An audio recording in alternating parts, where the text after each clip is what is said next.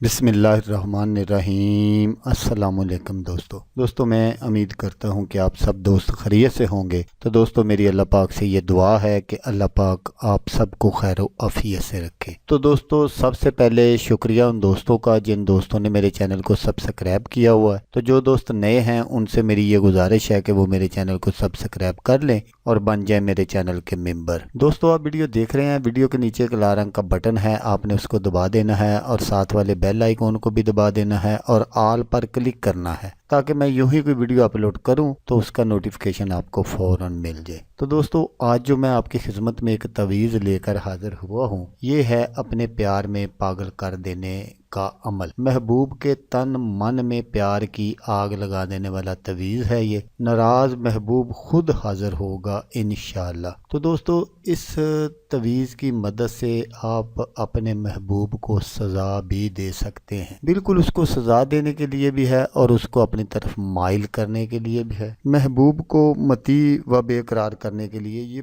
بہت ہی زبردست عمل ہے۔ تو نقش جو ہے وہ میں ہمیشہ کی طرح آگے چل کر آپ کو سکرین پر دکھاؤں گا۔ تو آئیں جان لیتے ہیں کہ اس نقش کو کیسے بنانا ہے اور اس کے جو فوائد ہیں وہ کیا کیا ہیں اور یہ کیسے آپ کے محبوب کو آپ کی خدمت میں حاضر کر سکتا ہے۔